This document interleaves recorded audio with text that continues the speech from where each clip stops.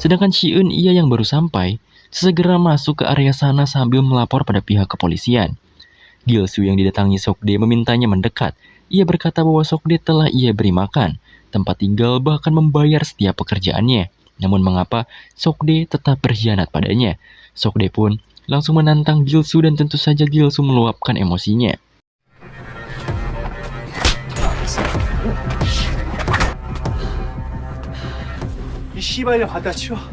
Gilsu juga memerintah Sungchan untuk menikam Sokde, yang mana Sungchan ini juga salah satu rekan Sokde yang sudah ia anggap seperti adiknya sendiri. Tentu saja, perintah itu membuat Sungchan hanya bisa terdiam membeku. Gilsu juga mulai bermain-main dengan Suho, Bumsok, dan Yongyi. Ia juga sudah memutuskan untuk menusuk Suho pertama. Namun saat ia hendak menusuknya, tiba-tiba Sokde menyerang Gilsu dari belakang. Di sini nampaknya Sokde sudah memutuskan untuk keluar dari lingkungan haram Gilsu. Ia juga menantang Gilsu bertarung 1 lawan 1 dan meminta anak buah Gilsu yang lain diam jika tidak ingin mati.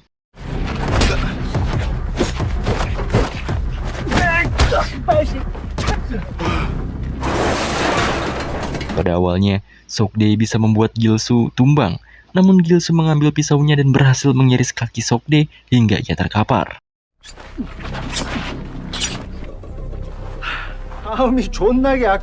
Karena kekalahan Sokde, Yongyi menyerang Gilsu dari belakang. Namun sayang, Gilsu malah berhasil membuat Yongyi dicekik hingga hampir mati. Namun cekikan Gilsu itu terhenti karena mendengar sirine polisi dan Shiun datang menghampiri mereka.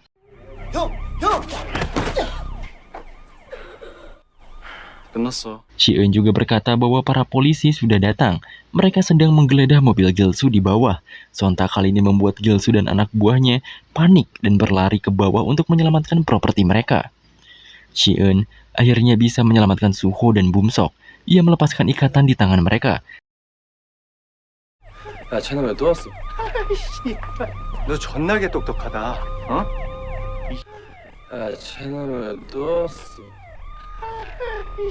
Namun selang beberapa saat, Gilsu dan anak buahnya kembali. Yang ternyata suara sirine polisi tadi adalah tipuan dari HP Shiun. Gilsu yang emosi akhirnya menghajar mereka semua.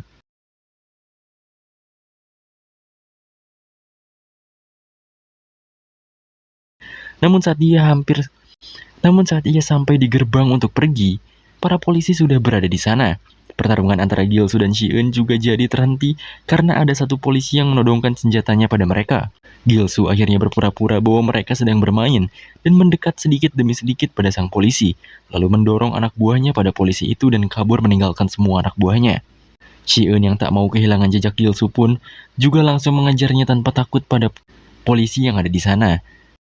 Pengejaran Shiun membuat Gilsu jengkel. Gilsu pun berniat menyelesaikan Shiun di sini, dan Shiun juga mengambil tongkat di sana.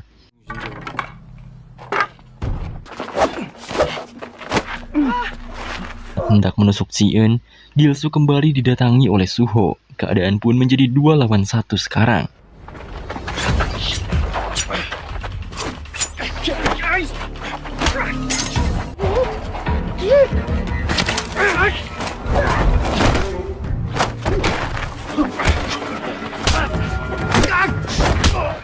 Akhirnya, dengan kombinasi mereka berdua, mereka bisa mengalahkan Gilsu dan membawanya ke pihak kepolisian.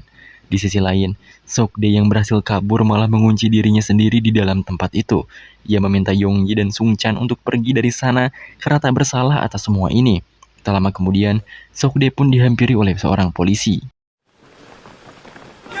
Singkatnya, para polisi pun menangkap Gilsu dan semua anak buahnya. Di sana, Gilsu juga bertemu kembali dengan Sokde. Awalnya, Gilsu mengancam Sokde setelah semua ini selesai. Namun Sokde langsung menendang wajah Gilsu saat itu juga. Shiun, Suho, dan Bumsok pun kembali berkumpul lagi. Di sana, Shiun juga sebagai pelapor dimintai untuk pergi membuat pernyataan di kantor polisi, dan Bumsok akan menemani Shiun. Singkat cerita, Shiun dan Bumsok telah membuat sebuah pernyataan. Di sana nampaknya mereka juga dibantu oleh seseorang. Pria tersebut berkata bahwa masalah itu tidak ada hubungannya dengan mereka lagi. Shiun juga bisa menutupi masalah ini pada keluarga dan lingkungan sekolah. Bahkan, Shi-eun juga diperbolehkan untuk pulang.